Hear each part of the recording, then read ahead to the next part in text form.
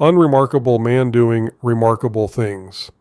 I began reading this book in the days after Neill's death, not knowing I would be reading it through my cat's final days, and finishing the book on the day we finally got confirmation that it was the right thing to do and had to end his suffering, which, sitting to write this review roughly 36 hours after that particular event, makes this review a bit more interesting, at least to me, and so far as writing it goes. There is actually an interesting parallel here, in that for all we, the general public, think we know of Sam Neill, this book doesn't really dive too deeply into that.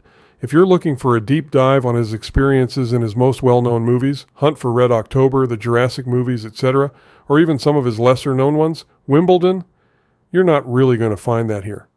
What you will find instead is a deeply personal and mostly more holistic look at a very private man who lived a very public life, writing knowing that he has recently been given what will most likely be a terminal diagnosis.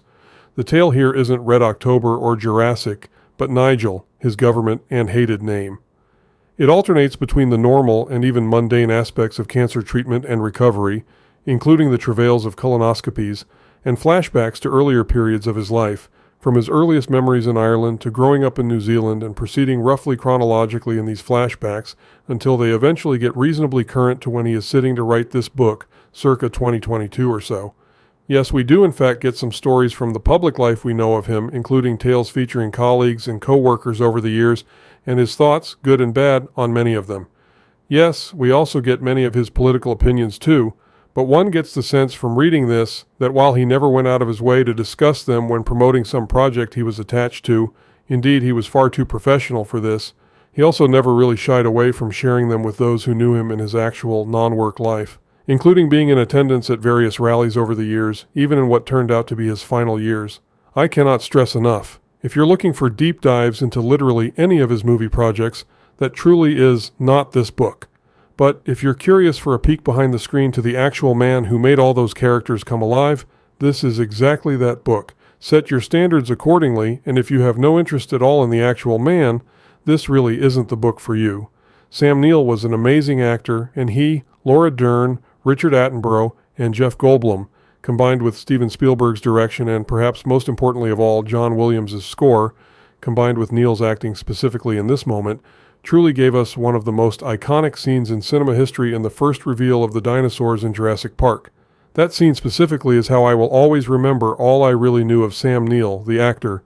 This book reveals the person behind that, and it does seemingly a great job of showing a truly average man who lived, loved, laughed, made mistakes, had colonoscopies, had cancer, and still managed to give the world a few moments of absolute joy even through all of it.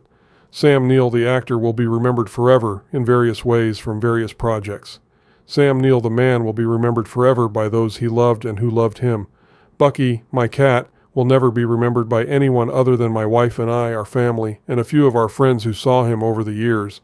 That cat hated everyone other than my wife and I, and he specifically chose us almost 17 years ago. Even at the rescue adoption org inside PetSmart, they told us that day all those years ago that this cat hated everyone, and yet he came directly up to us and demanded to be petted. We were petting him still the moment he finally stopped suffering. R.I.P. Sam. R.I.P. Bucky. And for those who choose to read this book, I hope you see this remarkable, unremarkable man just as he seems to present himself here, a very ordinary person who got to work with some very extraordinary projects. Very much recommended.